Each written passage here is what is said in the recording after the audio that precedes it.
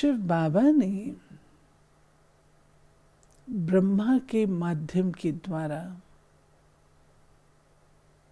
हम बच्चों को 3 शब्दों का मंत्र देकर इस योगी जीवन का लक्ष्य दे दिया। ब्रह्मा बाबा ने 18 जनवरी 1969 को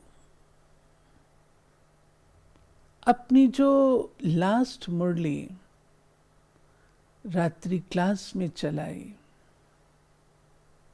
कई शिक्षाएं देते हुए अंत में ये बात कही, निराकारी, निर्विकारी और निरअहंकारी भाव। क्योंकि निराकारी ये अपना ओरिजिनल स्वरूप है। हम आत्माएं ज्योति बिंदु इस अवस्था में धरती पर आती हैं, पार्ट प्ले करती हैं और पुनः वापस इस ही स्वरूप में लौटना है।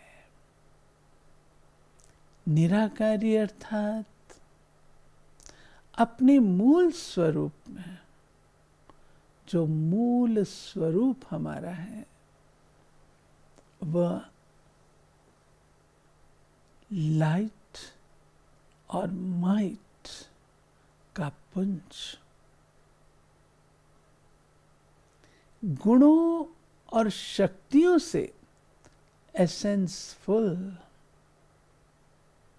ज्ञान स्वरूप, प्रेम स्वरूप, शांत स्वरूप, सर्व शक्तियां, सर्व गुण, सर्व कलाएं जिसके अंदर समाई हुई हैं।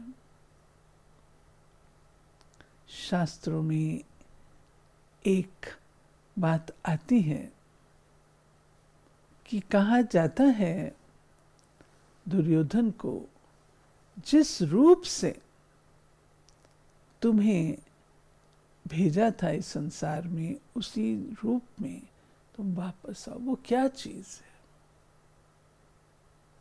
वो हमारी अशरीरी निराकारी अवस्था है। मीठे बाबा ने इस अवस्था का अभ्यास आदि से किया। जब यज्ञ की स्थापना हुई, स्थापना के समय जो पहला पाठ था वो यही था, तुम आत्मा हो। अगर बेहद की बुद्धि, विशाल बुद्धि रखनी है तो उसका फॉर्मूला है निराकारी भाव। उसमें किसी प्रकार की सीमाएं नहीं होती हैं, हदें नहीं होती हैं। हर किसी को देखो तो निराकार ज्योति बिंदु। मैं निराकार हूं, ज्योति बिंदु हूं। ज्योति बिंदु का अर्थ क्या? स्वराज अधिकारी हूं, सर्व कर्मेंद्रियों की राजा हूं।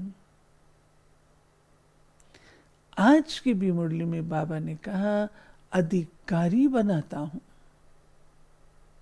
वर्षा लेने का अधिकारी बाबा बनाता है। बाबा वर्षा किसको देता है? बाबा वर्षा जीवात्मा को नहीं, आत्माओं को देता है। और वे आत्माएं जो स्वयं को इस निराकारी स्वरूप में रखती हैं, वे सहज रूप से अपनी उच्चतम स्थिति को प्राप्त करती हैं। साकार रूप में स्वराज अधिकारी के रूप से रूलिंग पावर और कंट्रोलिंग पावर वाली होती हैं। निराकारी का अर्थ मात्र ये नहीं है कि मैं स्वयं को आत्मा देखूं और दूसरे को भी आत्मिक दृष्टि से देखूं। नहीं, निराकारी अर्थात देह, देह के संबंध, देह के पदार्थ, देह के संस्कार, दैहिक वृत्ति, दैहिक स्मृति, इन सब से न्यारे अशरीरी हूं, निराकारी हूं। निराकारी अर्थात एक एक्टर के सदृश केवल पार्ट प्ले करने वाली हो, जिससे स्वतः साक्षी दृष्टा की स्थिति बन जाती है।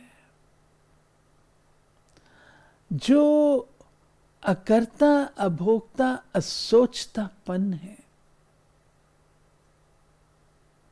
वो निराकारी स्थिति से आता है।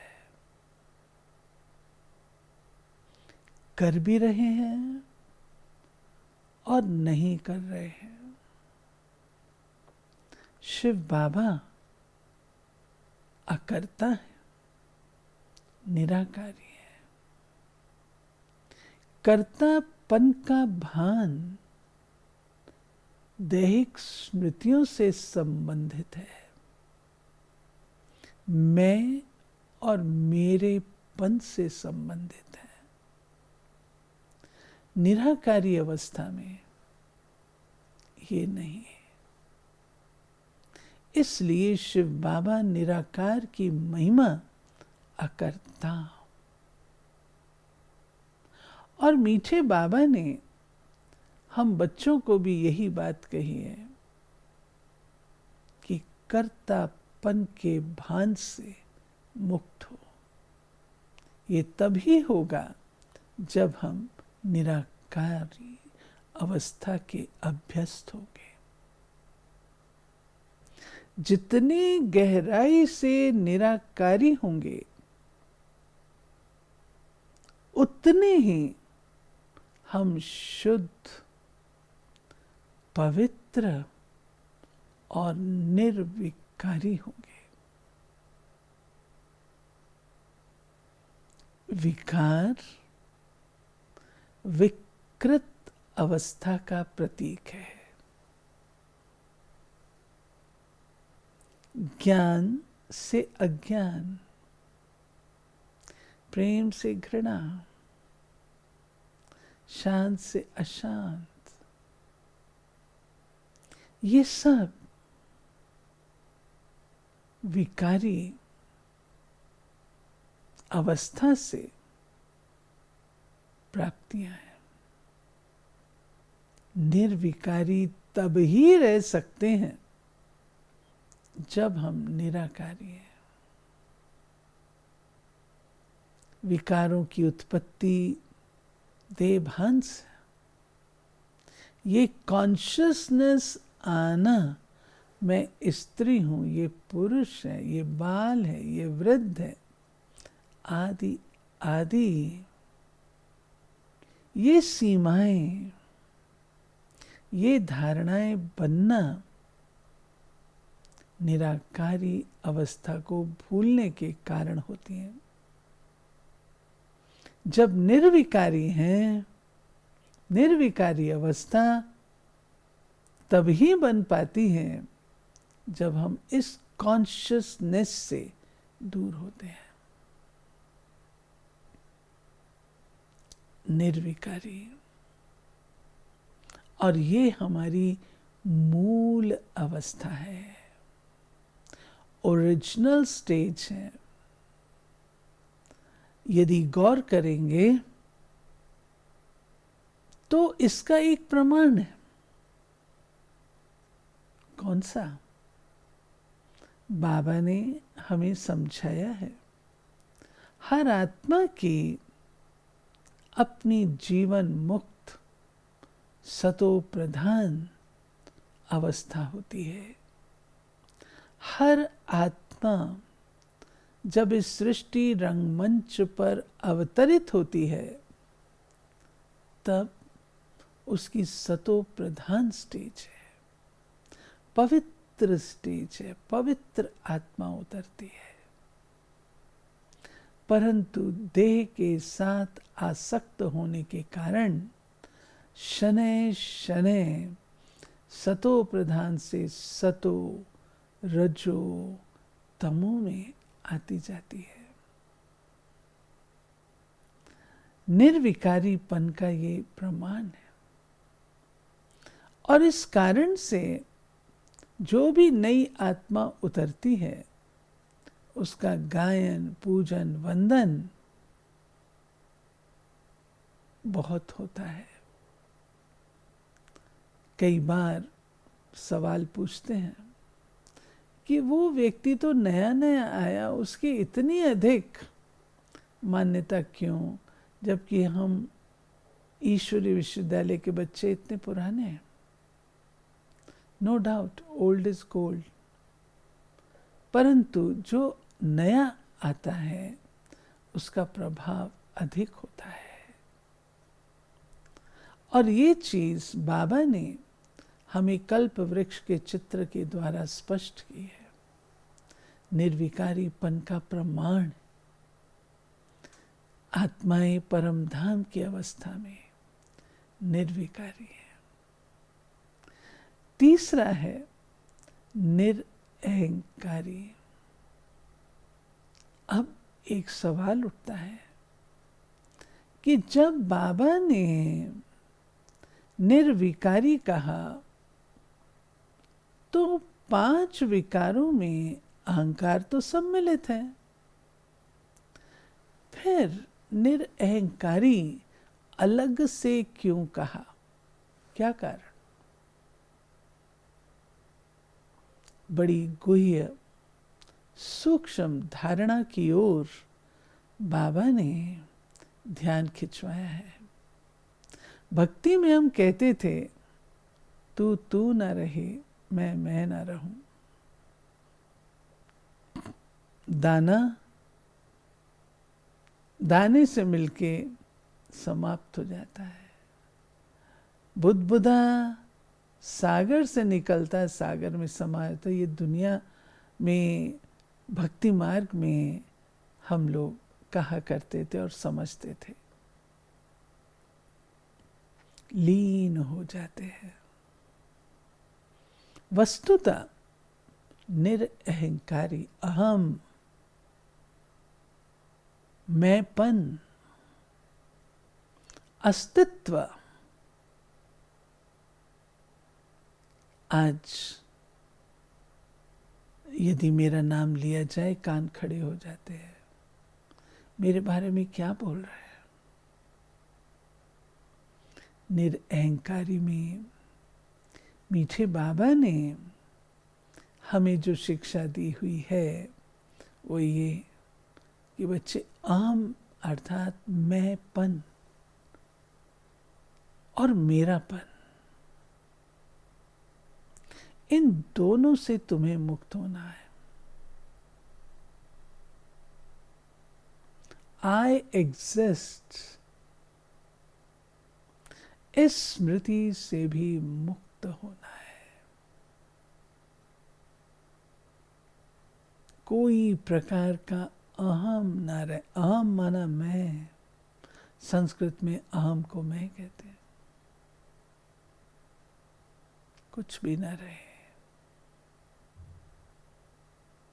सोचिए कितनी गहरी धारणा बाबा ने हम बच्चों को सिखलाई है।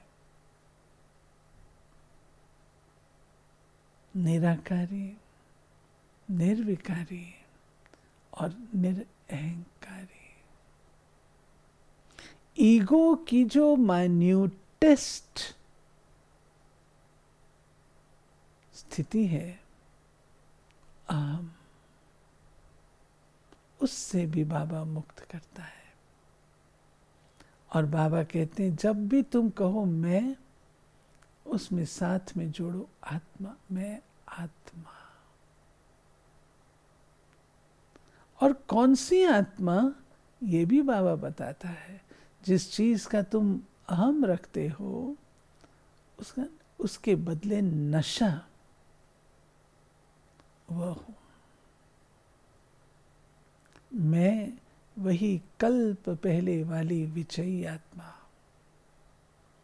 मैं बाबा की वारिस आत्मा, मैं बाबा की गॉडली स्टूडेंट। जहां मैं आए वहां आत्मा, और कौन सी आत्मा हूं, वो नशा लाओ जिससे अहम समाप्त हो, निरअहंकारी बनाए। ऐसे मीठे बाबा ने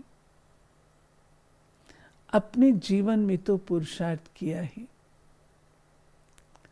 लेकिन हम बच्चों को यही महामंत्र दिया। बाबा के साथ के अनेक अनुभव हैं, क्योंकि बहुत छोटी आयु से माता पिता के साथ मम्मा बाबा से मिलना और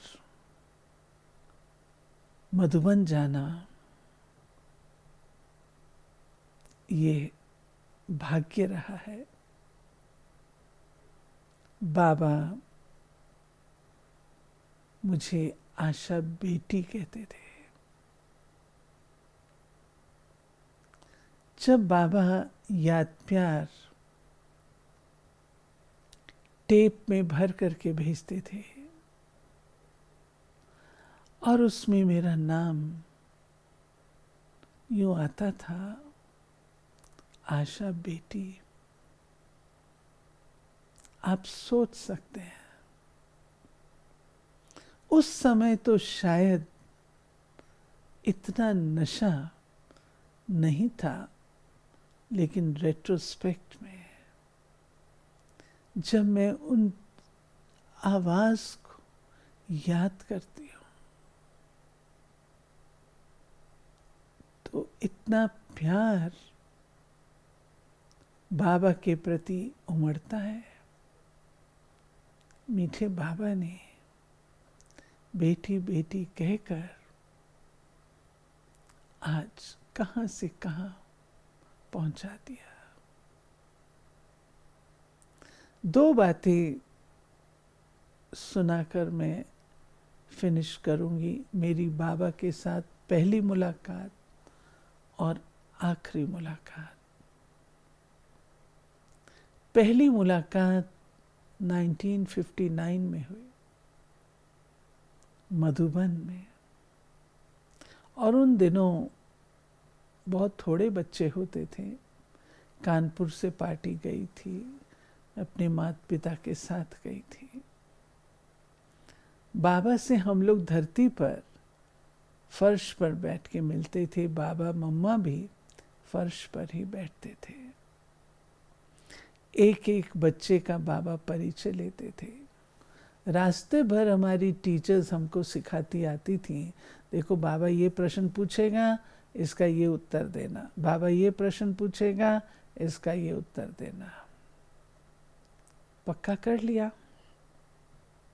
बाबा पूछेगा पहले कभी मिले हो, तो आपको कहना है जी बाबा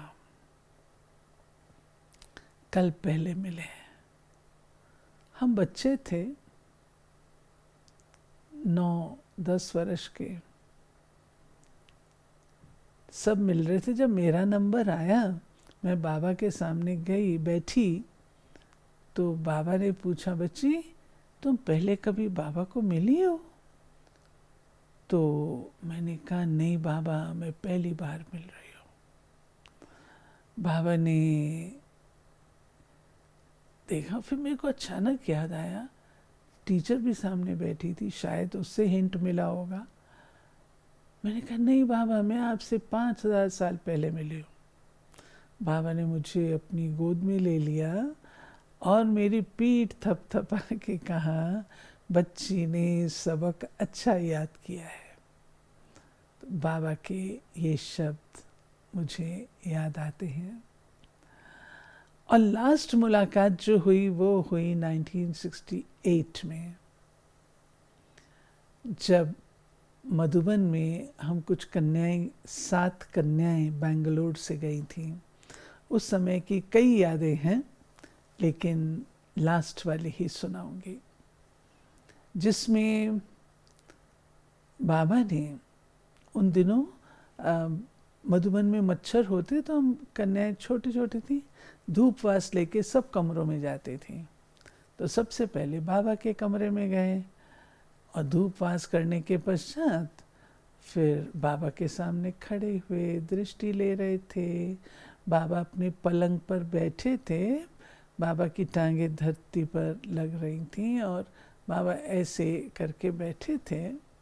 और गुड नाइट हमने बोला, बाबा गुड नाइट। बाबा ने बहुत मीठी दृष्टि देते हुए कुछ सेकंड दृष्टि देते रहे और फिर बाबा ने एक बात कही, जैसा बच्ची सदा याद रखना, जैसा कर्म मैं करूंगी मुझे देख करके और करेंगे। उस समय मैं समझ नहीं पाई कि बाबा ने ऐसा क्यों कहा, परंतु आज जब मैं रेट्रोस्पेक्ट में उसको याद करती हूँ तो मैं पाती हूँ बाबा ने सदा ऐसा रोल दिया, ऐसा पार्ट दिया, जहाँ ये महामंत्र बाबा का दिया हुआ बहुत काम आता है। जैसा कर्म मैं करूँगी मुझे देख और करेंगे। आपको देखने वाले 2 आंखें नहीं हैं, आपको देखने वाली हजारों आंखें हैं। इसलिए इस बात पर जो बाबा ने अपने जीवन में धारणा बनाई, बाबा ने, मैं हमेशा ये सोचती हूँ जैसे बाबा ने ये मुझे पर्सनल वर्षा दिया और इस विरासत को मुझे संभाल करके रखना है। ओम।